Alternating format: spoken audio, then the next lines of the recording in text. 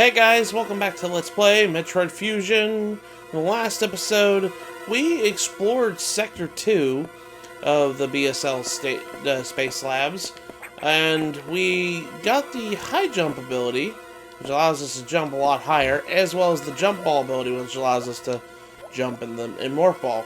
We also downloaded bombs earlier in the episode, so that allows us to, place bombs. We also encountered the SAX.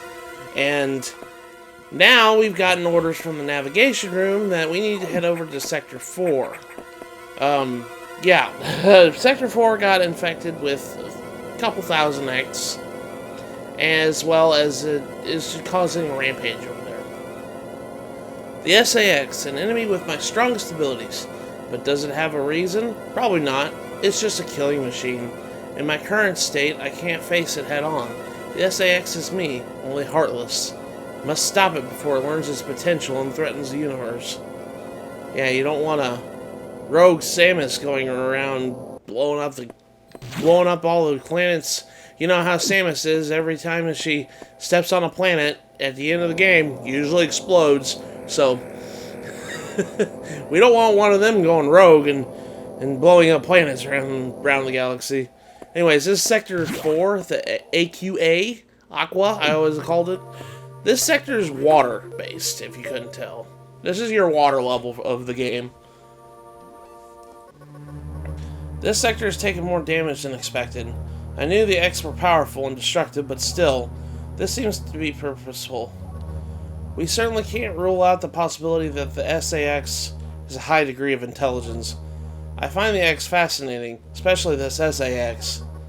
But I digress. The sector is home to a very large creature the researchers called Serris. It's capable of moving and attacking at a high, ultra high speed. The more senselessness and widespread destruction here may be attributable to Serris. No doubt the SAX released it, but I can't be sure why yet. Serris has returned often to the breeding tank here. Its natural behavior must be to go back to it periodically. It is a valuable specimen, but you have been authorized to terminate it. If you don't, it may evade the other sectors. Is your objective clear?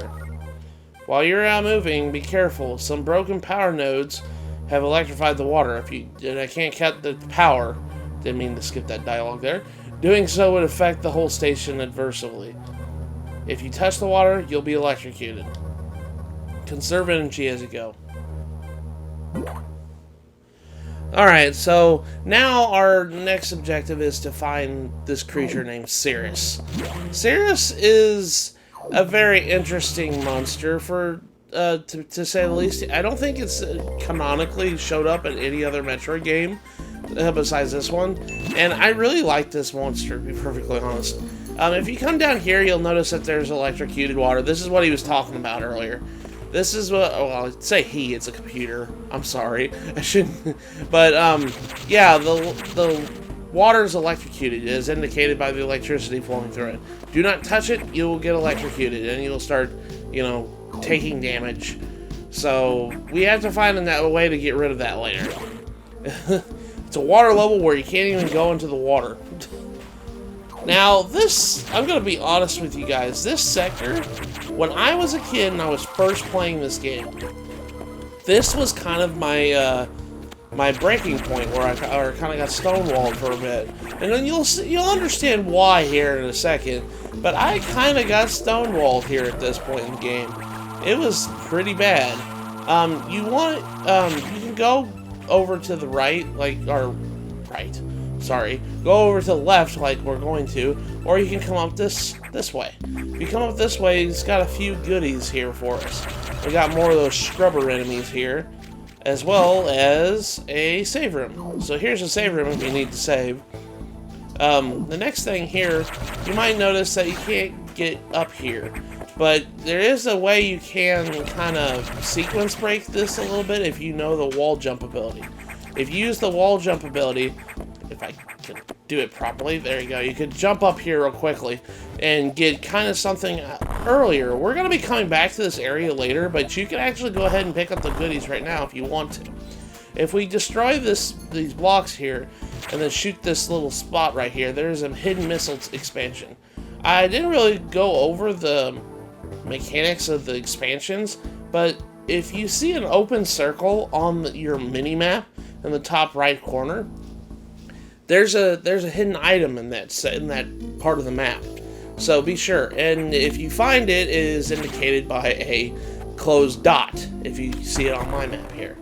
Now, if I remember correctly, I think there might be a missile.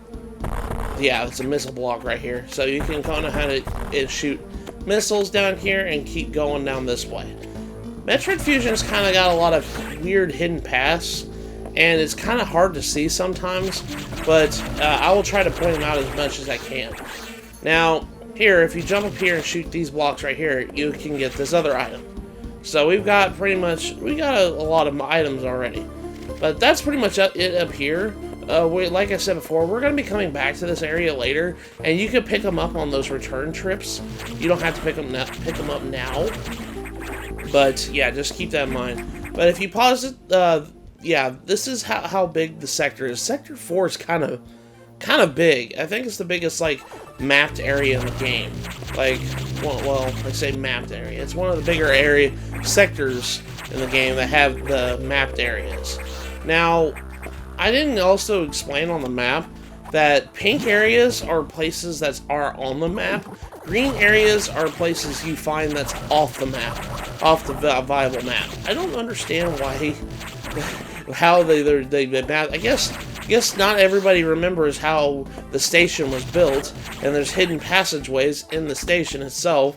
And then you just think about it, and you're like, how do you know that it's unmapped? If it's a station, you would know where it's at.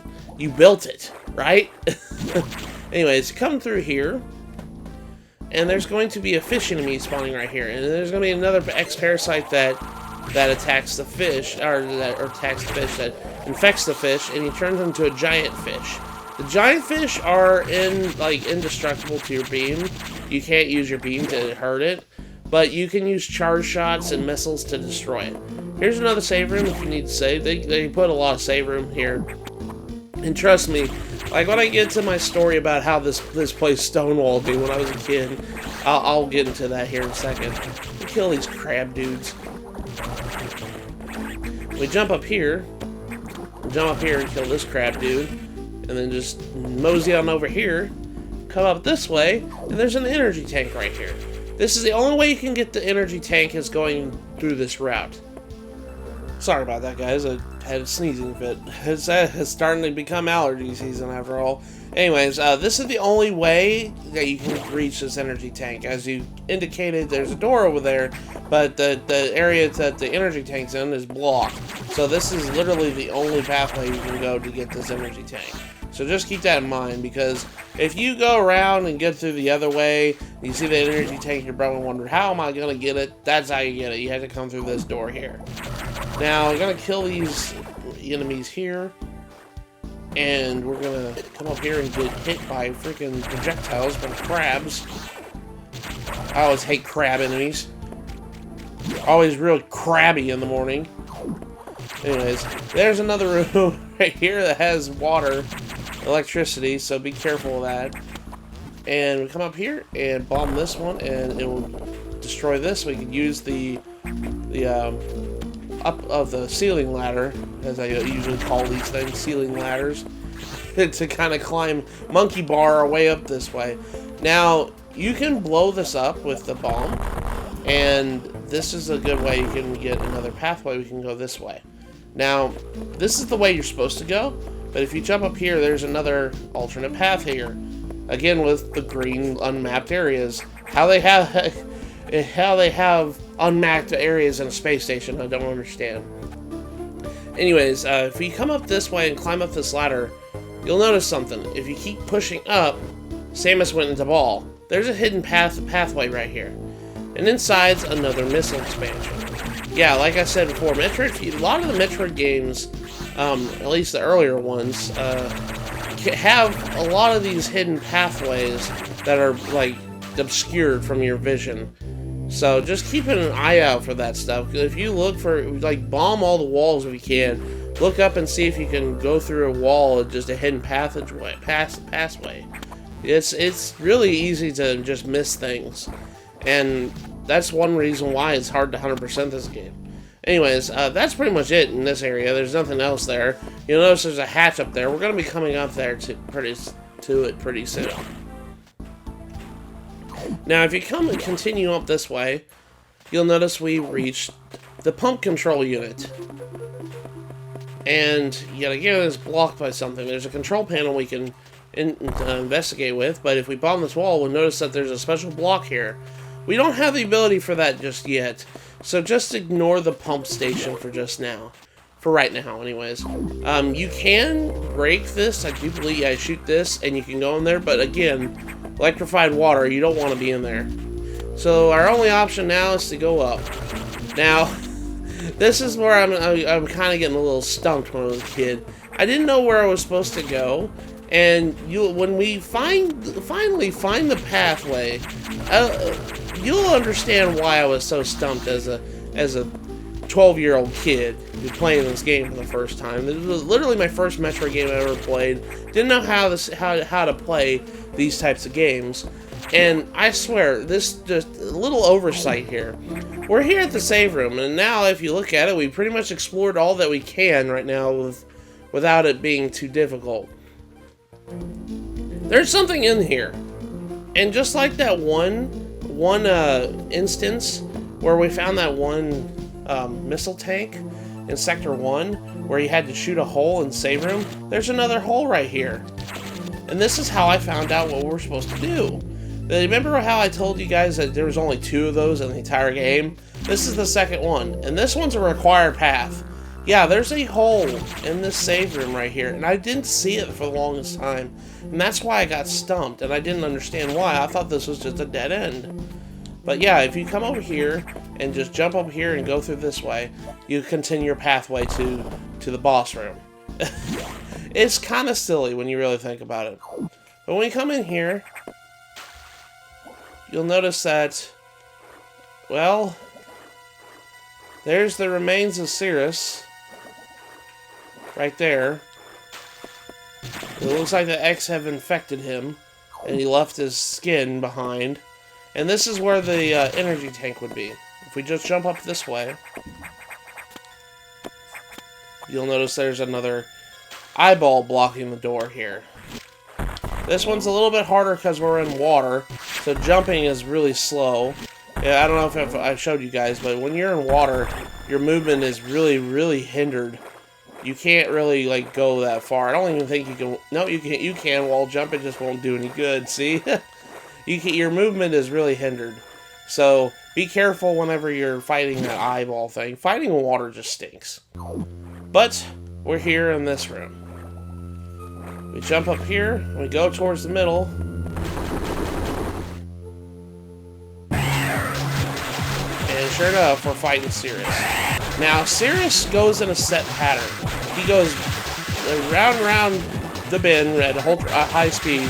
Just stay in the middle if you can. Stay in the middle thing here. If he knocks you in the water, quickly get back. But you want to aim at his head, like so. And if you have to, jump up and get on the monkey bars here. When he does the slithering through the platforms, like he just did, where he just goes up and around like that, be sure to jump on the monkey bars, because he's about ready to attack from the high end there. Oh gosh, just misread him here. But I usually use charge beams and missiles to attack his head when I can. Usually this platform's a good sweet spot because he usually has his head exposed in this spot right here. See? And you just jump up here, and I'm just waiting until he's done.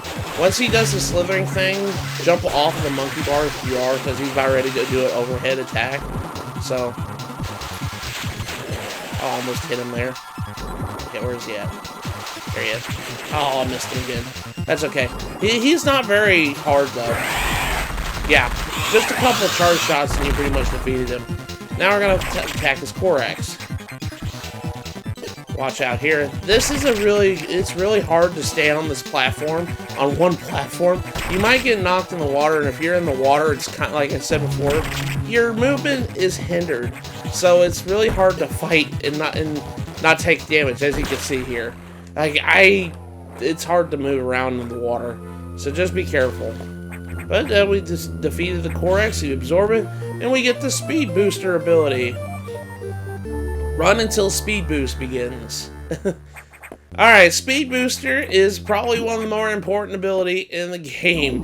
What this does is, if you keep running, Samus will be involved, like pretty much enveloped in an energy, like a speed energy, that will pretty much destroy anything. She becomes invincible in this. Well, I wouldn't say invincible, because there's some things that are indestructible. If she runs into it, she will take damage and stop the Speed Booster. But for the most part, it will make her pretty much invincible when she's going really fast. And those blocks we saw earlier at the pump unit, yeah, those are the blocks that are destroyed by Speed Booster. And when you activate Speed Booster, it's a lot of energy going on in it. And as you can see, we came back to this area that we got earlier with these missiles. Now, before we can head back to the navigation room, now that we defeated Serris, we have to make a path to the navigation room, because, well, we can't go back here. And if you couldn't tell, there's Speed Booster blocks, and we don't have enough room. You have to have enough room to activate Speed Booster, and we don't have that. So we're gonna have to go and find a way to get rid of this electrified water. So we're gonna head back to the pump room, because now that we have Speed Booster, we can at least access it. And then we can just keep on moseying on our merry way. Now, I wanted to talk about this story here. This game is not only a favorite of mine, it's a favorite of my brother's. And if anybody who's watched the old playthrough of my Metroid Fusion will know that my brother tried to record his playthrough on my channel. He was trying to speedrun this game. Now, granted, it wasn't a very good speedrun, but he loved this game as much as I did, and he still plays it a lot today. This game he grew up with just as much as I did. But yeah, this is the pump control unit. Just keep going, and sure enough, boom, we blew through there. Let's go ahead and activate this, and the water level is lowered. So the water will start to drain in the sector, and when we get around to it, you'll notice that the water itself will be not electrified anymore because it's out of the range of the conductors. And sure enough, there's another missile expansion right here. So now we're going to keep going back this way. Do not touch these power cords because they will hurt you. See, like that. We just got to keep on moseying on this way. We'll jump up here, make a way trip back here. Now that we got the Speed Booster, I can kind of explain this mechanic. There's another mechanic to this game besides Speed Booster that I really think everybody should know. And that is called Shine Sparking.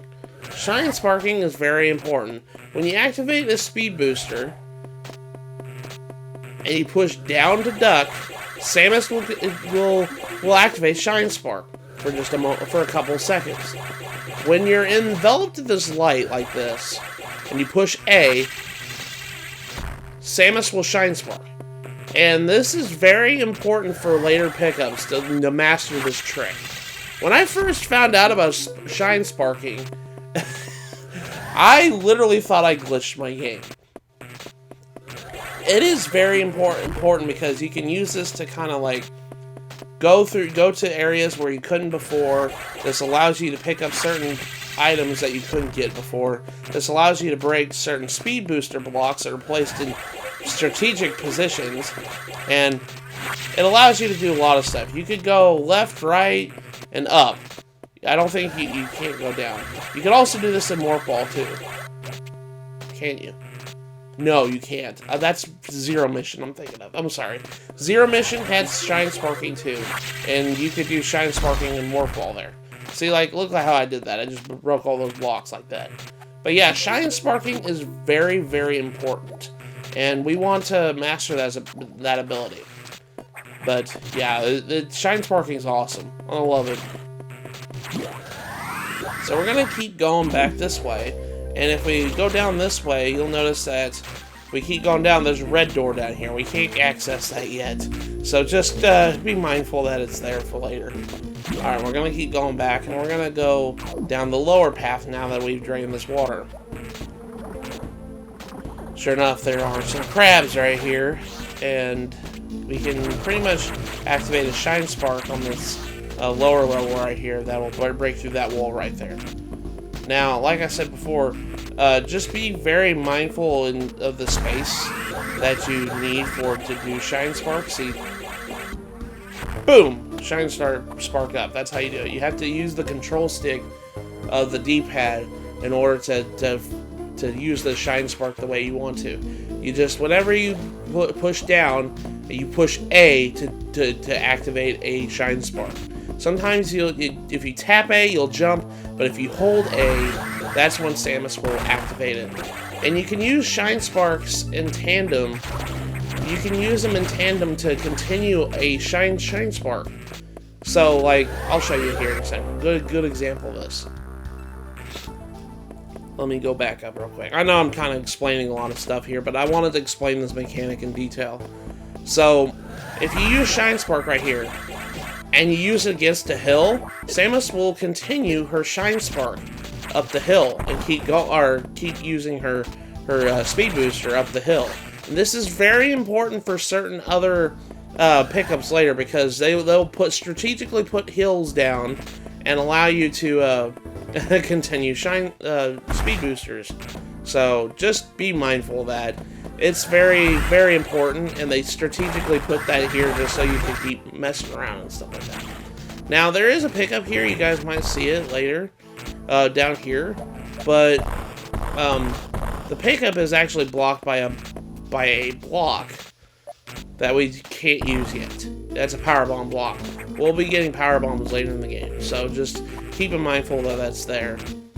So, anyways, let's return back to the navigation room now that we've done that. Now, in this room, we have to kill the crab, and then he becomes a gold crab. Just use a charge shot and it kills it, and that unlocks the doors. You have to kill these enemies in order to unlock the door. Alright, so let's get back to the navigation room and find out what we need to do. But yeah, I was stumped for the longest time when I was a kid on that area with the save room and the block, because I didn't know where it was. I was like, oh, there's a crack in the wall. Let me shoot that. That's what really taught me that I need to start looking for things in Metroid games on the walls and stuff. So Serris had been infected by X too. Well, as a result, you recover another ability. At this rate, you may be able to face the SAX yet, but that's still a ways off. HQ has more support data. This time it's a missile upgrade data. You desperately need this, but the data room here is sealed with a level 4 lock. That's the highest security level. Let's avoid opening sensitive areas unless it's necessary. Also, the route to the data room in Sector 2 is blocked by still more SAX activity. I know a deliberate activity pattern, as if they're blocking your recovery intentionally. Samus, it looks like your best option for this download is in Sector 3 PYR. You will find the PYR data room on your map after using the navigation room there. Is your objective clear? Now head for Sector 3 PYR.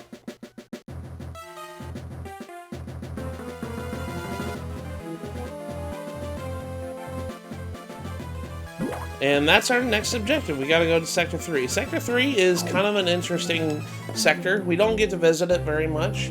And its theme is lava. Its theme is fire. Its theme is heat. It's basically the heat-related area. But we're going to do that in the next episode. So the next episode of Let's Play Metroid Fusion, we're going to be heading back to We're going to be heading to Sector 3 and getting this missile upgrade data that we need. So with that, I'll see you guys next episode.